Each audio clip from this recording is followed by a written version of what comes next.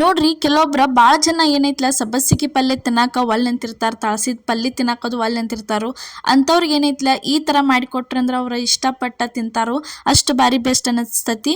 ರೊಟ್ಟಿ ಜೊತೆ ಒಂದ್ಸಲ ಏನೈತ್ಲ ಈ ಥರ ಸಬ್ಬಸಿಗೆ ಸೊಪ್ಪಿನ ಪಲ್ಯ ನೀವು ಏನೈತ್ಲ ಟ್ರೈ ಮಾಡಿ ನೋಡ್ರಿ. ಅದಕ್ಕಿಂತ ಮೊದಲು ನಿಮ್ಗೆ ಪ್ರಿಯಾಸ್ ಕಿಚನ್ಗೆ ಸ್ವಾಗತ. ನೀವೇನು ನಮ್ಮ ಚಾನಲ್ನ ಸಬ್ಸ್ಕ್ರೈಬ್ ಮಾಡಿಲ್ಲ ಅಂದ್ರೆ ಮಿಸ್ ಮಾಡ್ಲಾರ್ದ ಈಗಲೇ ಸಬ್ಸ್ಕ್ರೈಬ್ ಮಾಡ್ಕೊರಿ. ಇಲ್ಲೇ ಸಬ್ಬಸಿಗೆ ಪಲ್ಯ ಮಾಡಾಕ ಇಲ್ಲಿ ನೋಡ್ರಿ ಸಬ್ಬಸಿಗೆ ಸೊಪ್ಪು ತೊಗೊಂಡಿದ್ವಿ, ಅದನ್ನು ಈ ರೀತಿ ಸಣ್ಣಂಗೆ ಕಟ್ ಮಾಡಿ ಇಟ್ಕೋಬೇಕ್ರಿ. ಪೂರ್ತಿ ಎಲ್ಲ ಈ ಥರ ನೋಡ್ರಿ ಪೂರ್ತಿ ಚಂದಂಗೆ ಸಣ್ಣಂಗೆ ಕಟ್ ಮಾಡ್ಕೊಂಡಿರ್ತೀವಿ. ಭಾಳ ಜನ ತಿನ್ನಕ್ಕೆ ಒಲ್ಲೆ ಅಂತಿರ್ತಾರೆ ನೋಡ್ರಿ ತಾಳ್ಸಿದ ಪಲ್ಯ ಅದು ಅಂಥವ್ರು ಇಷ್ಟಪಡ್ತಾರೆ. ಈ ಥರ ಡಿಫ್ರೆಂಟಾಗಿ ಮಾಡಿ ತೋರಿಸಿದ್ದೀವಿ ರೀ. ನಾರ್ಮಲಾಗಿ ಏನೋ ಸಬ್ಬಸಿಗೆ ಪಲ್ಯ ನಾವು ಮಾಡಿಲ್ಲ. ಈ ಥರ ನೋಡ್ರಿ ಅಷ್ಟು ಎಲ್ಲ ಕಟ್ ಮಾಡಿ ಇಟ್ಕೊಂಡಿದ್ದೀವಿ. ಇಲ್ಲೇ ತೋರ್ಸತ್ತೀವಿ ಯಾವ ರೀತಿ ಸಣ್ಣಂಗೆ ಕಟ್ ಮಾಡಿ ಇಟ್ಕೊಂಡಿವಿ ಅಂಥೇಳಿ. ನೋಡ್ರಿ ಇದೇ ಥರ ಕಟ್ ಮಾಡಿ ಇಟ್ಕೋಬೇಕ್ರಿ ಅಷ್ಟು ಎಲ್ಲ. ಇದನ್ನು ಸಬ್ಬಸಿಗೆ ಸೊಪ್ಪು ಆರೋಗ್ಯಕ್ಕೂ ಒಳ್ಳೇದ್ರಿ. ಜಾಸ್ತಿ ಸಬ್ಬಸಿಗೆ ಸೊಪ್ಪು ಯೂಸ್ ಮಾಡ್ತಿರ್ತಾರೋ ತಿಂತಿರ್ತಾರೋ, ಯಾಕಂದ್ರೆ ಪಲ್ಯ ದಿನಸ ಏನು ತಿಂದರೂ ಆರೋಗ್ಯಕ್ಕೆ ಒಳ್ಳೇದೈತ್ರಿ. ಅದಾದ್ಮೇಲೆ ನೋಡ್ರಿ ನೆಕ್ಸ್ಟ್ ಇಲ್ಲೇನೈತ್ಲ ಈ ಥರ ಕಟ್ ಮಾಡಿ ಇಟ್ಕೊಂಡದ್ದು ತೋರ್ಸಾತೀವಿ ಯಾವ ರೀತಿ ಆಗೈತೆ ಅಂತ ಹೇಳಿ.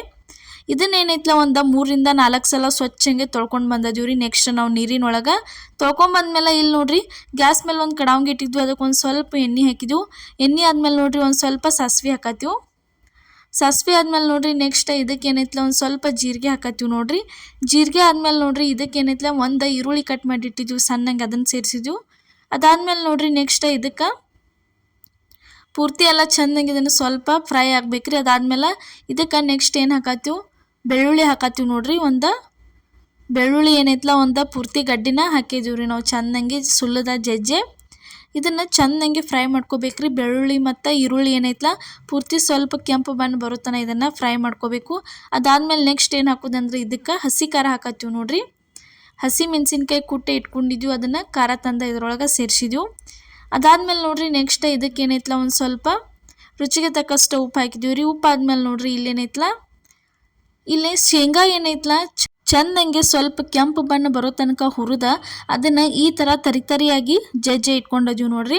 ಅದನ್ನು ತಂದು ಇದ್ರೊಳಗೆ ಸೇರಿಸಿದ್ವಿ. ಈ ಥರ ಶೇಂಗಾ ಹಾಕಿ ಒಂದ್ಸಲ ಏನೈತ್ಲ ಸಬ್ಬಸಿಗೆ ಸೊಪ್ಪು ತಾಳ್ಸ್ಕೊಂಡು ನೋಡ್ರಿ, ಭಾಳ ಅಂದ್ರೆ ಭಾಳ ರುಚಿ ಅನ್ನಿಸ್ತೈತಿ.